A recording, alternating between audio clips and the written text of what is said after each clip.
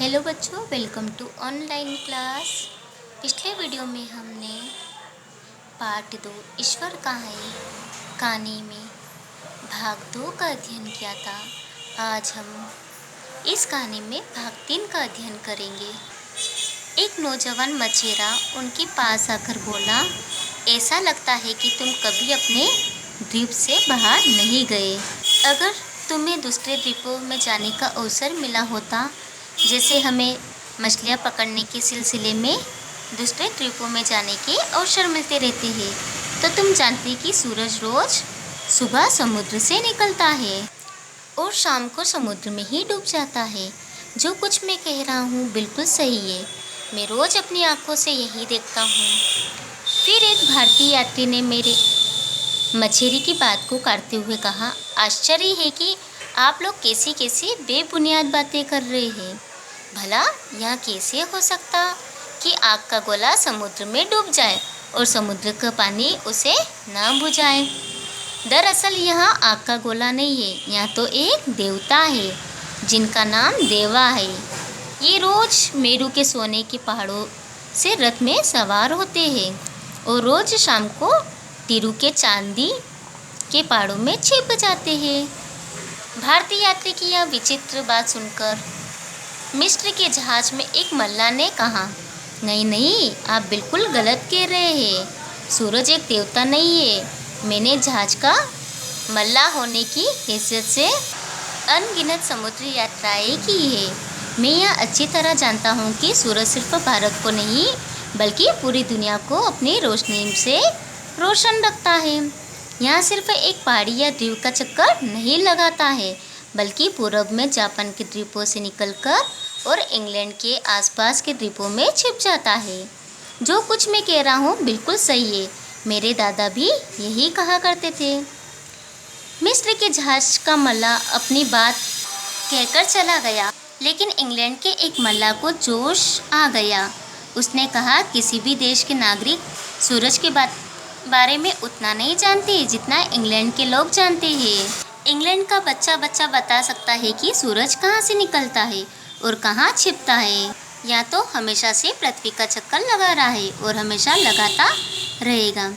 फिर उस मल्ला ने एक छोटी सी लकड़ी से रेत पर निशान बनाकर उन्हें समझाने की कोशिश की कि सूरज किस तरह पृथ्वी के चारों ओर चक्कर लगाता है, लेकिन वहाँ एक सिद्धांत को ठीक तरह से समझा नहीं सका। इसलिए उसने अपने एक साथी की ओर संकेत करते हुए वो कहा, मेरे ये साथी आपको ठीक तरह समझा सकते हैं।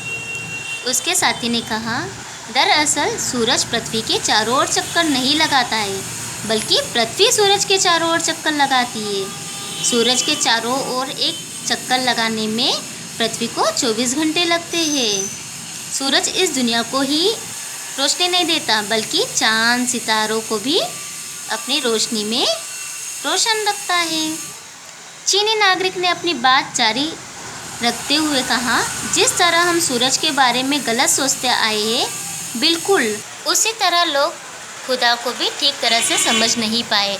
लोग धार्मिक मामलों पर संकुचित दृष्टि से विचार करते और धर्मों की बातों पर सांप्रदायिक झगड़े करने से भी पीछे नहीं हटते। हर आदमी चाहता है कि उसका खुदा अलग हो। हर धर्म उसे अपने उपासना गृह यानी पूजा गृह में बंद कर लेना चाहता है। खुदा इतना बड़ा है कि उसे किसी भी उपासना गृह में बंद नहीं किया जा सकता। हिंदू कहते हैं कि मंदिर भगवान का घर है, मुसलमान कहते हैं कि मस्जिद खुदा का घर है, ईसाई गिरजा को खुदा का घर मानते हैं। क्या ये सब उपासना गृह उस उपासना गृह के बराबर हो सकते हैं जो खुदा ने हम सबके लिए बनाया है? वह उपासना गृह या दुनिया है। यह दुनिया खुदा ने इसलिए बनाई है कि सब लोग इसे अपना मिला जुला घर समझे और इसमें मिलजुल कर रहे, एक दूसरे से प्यार और मोहब्बत करना सीखे। हमें दूसरे धर्मों को अपने धर्म से नीचा नहीं समझना चाहिए। दूसरे धर्मों की आलोचना करने से ही मनुष्य में सांप्रदायिक भावना जागती है। इसलिए हम सबका यह परम धर्म है कि हम अपने धर्म के साथ सब धर्मों का आदर करना सीखें। क्योंकि सब धर्म इंसान को इंसान से प्रेम करना सिखाते हैं, घृणा करना नहीं। चीनी नागरिक की बात सुनकर कॉफ़ी हाउस में उपस्थित सब लोग जो खुदा क्या है विषय पर बहस कर रहे थे खामोश हो गए, और फिर उनमें इस बात पर झगड़ा नहीं हुआ कि किसका विश्वास सही है और किसका गलत। बच्चों, आज आपको भी यहाँ पता चल गया कि ईश्वर कहाँ है। ईश्वर हमारा विश्वास है। Thank you.